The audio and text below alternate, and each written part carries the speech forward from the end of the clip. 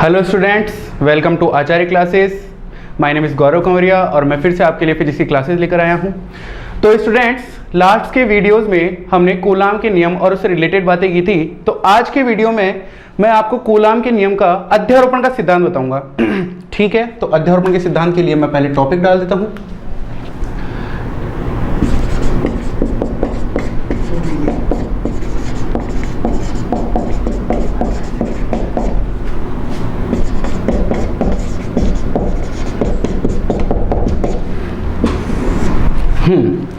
तो स्टूडेंट्स, बलों के अध्यारोपण के सिद्धांत में हम क्या देखेंगे कि हम कोई भी एक आवेश लेंगे और उस एक आवेश को आसपास के बहुत सारे आवेशों से घेर देंगे और फिर क्या देखेंगे, फिर देखेंगे कि वो जितने भी आवेश हैं वो सब उस आवेश पर कितना बल लगा रहे हैं और हम टोटल बल को ज्ञात करेंगे। तो देखिए, मैं उसके लिए एक डायग्राम ड्रॉ कर देता हूं।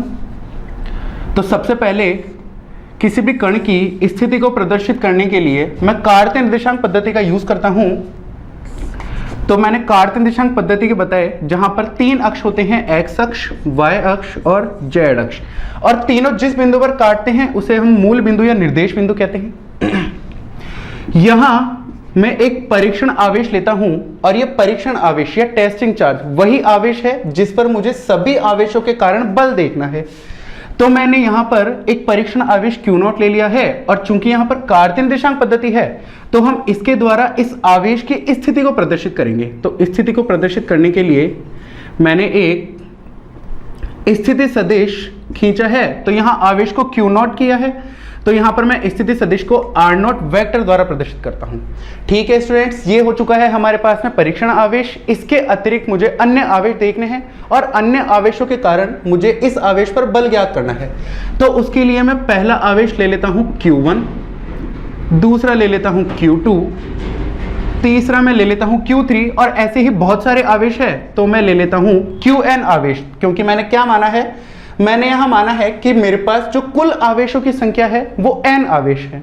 ठीक है, तो देखिए, तो Q1 और Q0 आवेश इन दोनों के बीच में बल कार्य करेगा। ऐसे ही Q0 और Q2 आवेश इन दोनों के बीच बल कार्य करेगा। Q0 और Qn के बीच बल कार्य करेगा और Q0 Q3 के बीच में बल कार्य करेगा। अर्थात जितने भी आवेश हैं सभी इस आवेश पर बल लगाएंगे। तो देखिए कैसे लगाएंगे। माना Q1 ने Q0 पर बल लगाया इस डायरेक्शन में, जिसे कि मैं नाम दे देता हूं F। अच्छा, बल किस किस के बीच लग रहा है?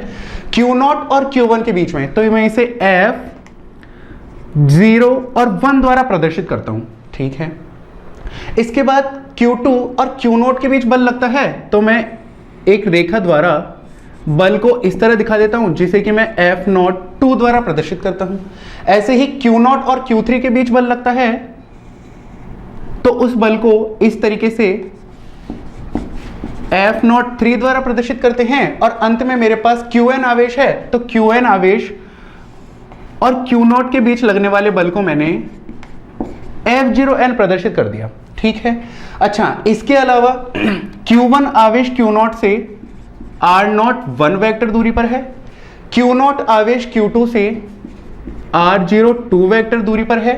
Q0 आवेश Q3 से R0 3 वेक्टर दूरी पर है और Q0 तथा Qn के बीच जो डिस्टेंस है उसे मैं R0n कैप लिख देता हूं। ठीक है, तो एक बार फिर से डायग्राम देख लीजिएगा, क्योंकि डायग्राम थोड़ा मैशअप हो चुका है।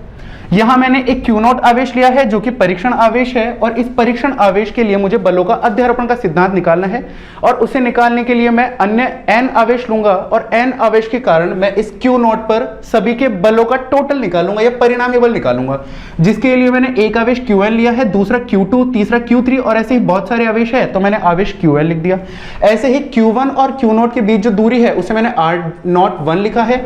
Q0 और Q2 के बीच जो दूरी है उसे R02 वेक्टर से लिखा है। Q0 और Q3 के बीच जो दूरी है उसे मैंने R03 के रूप में लिखा है और Q0 Qn के बीच में R0n। अच्छा, यहाँ जितनी भी दूरियां हैं सभी मैंने सदिश रूप में लिखी है और किसी भी राशि को सदिश बताने के लिए उसके ऊपर वेक्टर यानी कि तीर का निशान लगाते हैं। तो मैंने सभी दूरियों के ऊपर तीर का निशान लगा दिया है।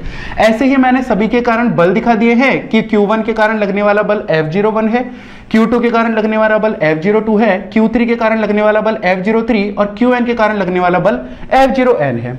तो देखिए, मुझे इस Q0 आवेश पर कुल बल चाहिए, तो मैं इसे लिख देता हूं। अतः क्यू नॉट आवेश पर लगने वाला बल, या मैं कह देता हूं परिणामी बल, और परिणामी बल को मैं एफ नॉट कह देता हूं क्योंकि ये नॉट वाले आवेश पर यानी कि क्यू नॉट पर लग रहा है। तो नॉट वाले आवेश पर बल किस किस के कारण लग रहा है? Q1 के कारण F01, तो मैंने लिख दिया है F01, और यहां पर मैंने सभी वेक्टर फॉर्म में लिए हैं तो मैं सभी के ऊपर सदिश लगाता हुआ चलूंगा, प्लस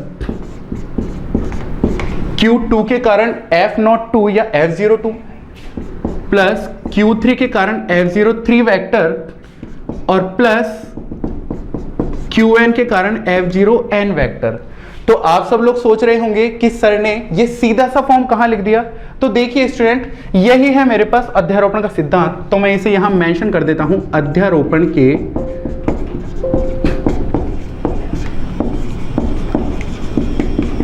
सिद्धांत से। तो मतलब क्या होता है अध्यारोपण का सिद्धांत? तो अध्यारोपण का सिद्धांत केवल बलों के लिए ही नहीं, बहुत सारी वस्तुओं के लिए या बहुत सारी अन्य राशियों के लिए लागू होता है, और उसके अंदर हमेशा हमें केवल परिणामी की आवश्यकता पड़ती है। और परिणामी की आवश्यकता जो हमें पड़ती है, तो परिणामी निकालने के लिए हमारे पास जितनी भी अन्य राशियां हैं उन अन्य राशियों का हमें योग करना होता है। लेकिन हमें एक चीज का ध्यान रखना पड़ता है कि अन्य राशियां सदिश है कि अदिश है। अगर मेरे पास सभी राशियां सदिश है तो मेरा स्टेटमेंट इस प्रकार से बनेगा कि किसी वस्तु पर लगने वाला या किसी आवेश पर लगने वाला परिणामी बल अन्य आवेशों पर लगने वाले परिणामी बल के सदिश योग के बराबर होता है। यह मैंने सदिश राशियों के लिए बताया है। ऐसे ही अगर अदिश राशियों की मैं बात करूं तो मैं बोलूंगा किसी भी आवेश पर लगने वाला परिणामी बल अन्य आवेशों पर लगने वाले या अन्य आवेशों के कारण लगने वाले कुल बल के सदिश योग के बराबर होता है। यानी कि हमें अध्यारोपण के सिद्धांत में परिणामी ज्ञात करना होता है, जिसके लिए हम अन्य राशियां या अन्य जो कार्यरत राशियां हैं उनका योग कर देते हैं। तो मैंने अध्यारोपण के सिद्धांत से एक ये लाइन लिख दी है जिसे कि मैं इक्वेशन नंबर फर्स्ट द्वारा डिफाइन कर रहा हूं। ठीक है, अब हम जानते हैं कि जो कूलाम का नियम होता है वो होता है कि Q1 Q2 अपॉन में R स्क्वायर और R कैप। ये हमने पिछले वीडियोस में आपने ये पढ़ चुके हैं। ठीक है, तो हम इस नियम का उपयोग करेंगे। तो हमारे पास Q1 के कारण जो बल होगा, जिसे कि हम F01 लिख रहे हैं, वो होगा कि बल किस किस के मध्य है? पहला आवेश Q1 जो कि Q0 है, और दूसरा आवेश Q2 जो कि क्या है? Q1। क्योंकि यहां बल किस किस के मध्य लग रहा है?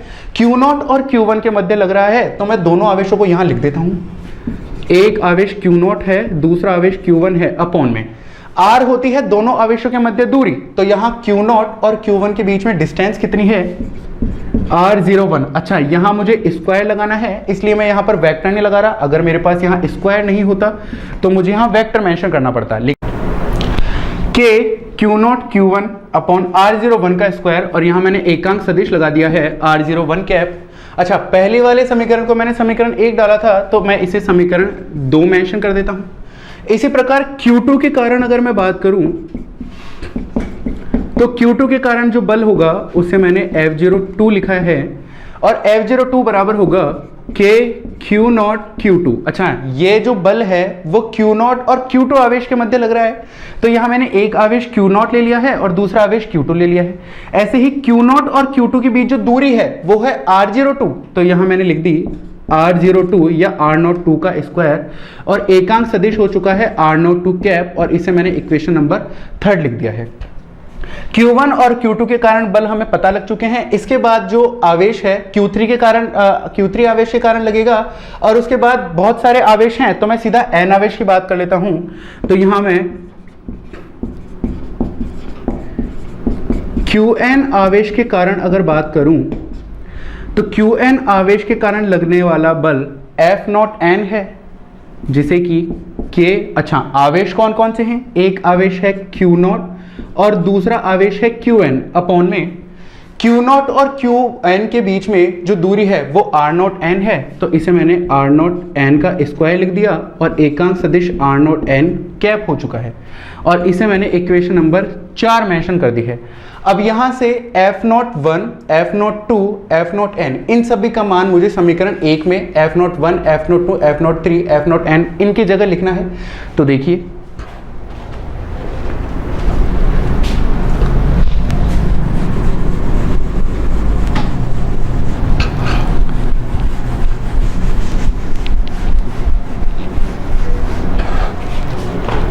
परिणामी आवेश या परिणामी बल F नॉट बराबर F नॉट 1 बराबर F नॉट 1 की जगह K Q not Q1 R not 1 का स्क्वायर R नॉट 1 कैप, तो हम ऐसे कैसे लिख देते हैं K Q not Q1 upon R not 1 का स्क्वायर और R not 1 cap plus F not की जगह मुझे लिखना है K Q not Q2 upon R not 2 का स्क्वायर और R not 2 cap plus F3 को मैं स्किप कर देता हूं और मैं सीधा Fn की बात करता हूं। तो F नॉट n की जगह मैंने लिखा K Q not Qn upon R not n का स्क्वायर और R नॉट n कैप। तो इस तरीके से मेरे पास एक फॉर्म बन चुकी है जिसे आगे हम सॉल्व करेंगे। तो मैं इन सबको इरेज कर देता हूं। तो देखिए स्टूडेंट्स, अब यहां पर अगर मैं इन सभी फॉर्म्स की बात करूं तो यहां K Q नॉट ये सभी पदों में समान चल रहा है, तो मैं इसे पूरी समीकरण में से कॉमन ले लेता हूं। तो कॉमन लेने के लिए मैंने F नॉट वेक्टर बराबर, मुझे K Q नॉट कॉमन लेना है तो मैंने K Q नॉट ले लिया कॉमन और अंदर मेरे पास Q1 R not 1 square R not 1 cap बचा। तो यहां मैंने लिख दिया Q1 upon R not 1 square R not 1 cap plus यहाँ Q2 upon R not 2 square R not 2 cap बचा, तो मैंने लिख दिया Q2 upon R not 2 square R not 2 cap plus और यहाँ मेरे पास nवें पद में Qn upon R not n square और R नॉट n कैप बचा है, तो मैंने इसे भी लिख दिया। तो Qn upon R not n square और R नॉट n कैप, ठीक है। अब यहां पर F नॉट बराबर K Q नॉट। अब मेरे पास ये जितने भी पद है इन सभी पदों में एक खास बात क्या है कि यहां पर Q Q Q ये सभी समान चल रहे हैं, सिर्फ कौन सा वेरिएंट चेंज हो रहा है 1 2 और n। ऐसे ही अगर मैं R की बात करूं तो R R R ये सब में सेम है, बस यहां पर 1 2 और n तक वेरिएंट चेंज हो रहा है। ऐसे ही अगर मैं स्थिति सदिश में बात करूं तो R cap R cap R cap same है और मेरे पास 1 2 और n वाले वेरिएंट चेंज हो रहे हैं। तो ये सब मेरे पास योगफल के पदों के रूप में है। तो आप सब लोग जानते हैं कि अगर मेरे पास कोई भी राशि एक बड़े योगफल के रूप में हो तो मैं उसे शॉर्ट फॉर्म में और सिग्मा लगाकर या समेशन के रूप में लिख सकता हूं। तो यहां पर मैं समेशन या सिग्मा का उपयोग करूंगा। तो देखिए मैं सिग्मा या समेशन किस प्रकार लगाता हूं। सबसे पहले मैंने समेशन का लगाया साइन, इसके बाद मेरे पास जो जो वेरिएंट सेम चल रहा है मैं उसको मेंशन कर देता हूं। तो मेरे पास Q सेम था तो मैंने Q लिख दिया अपॉन, इसके अलावा मेरे पास R R और R सेम है तो मैंने R लिख दिया और इसके अलावा मेरे पास यहां पर स्थिति सदिश में भी R कैप सेम है तो मैंने यहां पर R कैप लिख दिया। ऐसे ही मेरे पास इस वाले R के साथ भी नोट लगा हुआ है, इस वाले R के साथ भी नोट लगा हुआ है और इस वाले R के साथ भी नोट लगा हुआ है, तो मैंने यहां पर इस नोट को भी मेंशन कर दिया। ऐसे ही स्थिति सदिश में भी सभी जगह नोट है तो मैंने यहां पर भी नोट को मेंशन कर दिया। अब देखिए यहां पर मैं एक नए वर्ड की बात करता हूं और वर्ड को मैं I से मेंशन कर देता हूं।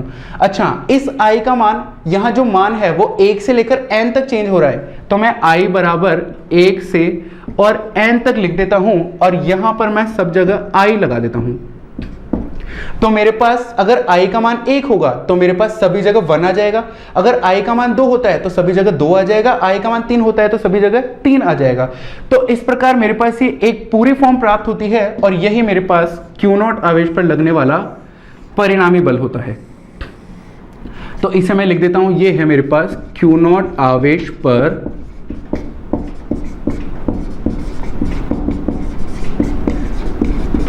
परिणामी बल। तो देखिए स्टूडेंट्स, इस प्रकार हम किसी भी परीक्षण आवेश पर अन्य आवेशों के कारण लगने वाला परिणामी बल ज्ञात कर सकते हैं। और इसके लिए हमने कौन सा सिद्धांत उपयोग किया था? अध्यारोपण के सिद्धांत से। अगर मैं इसके फिर से स्टेटमेंट की बात करूं तो इसका स्टेटमेंट बनता है कि किसी भी परीक्षण आवेश पर लगने वाला परिणामी बल अन्य आवेशों के कारण लगने वाले परिणामी बलों के सदिश योग के बराबर होता है। यहां मैंने सदिश योग इसलिए बोला है क्योंकि बल एक सदिश राशि है।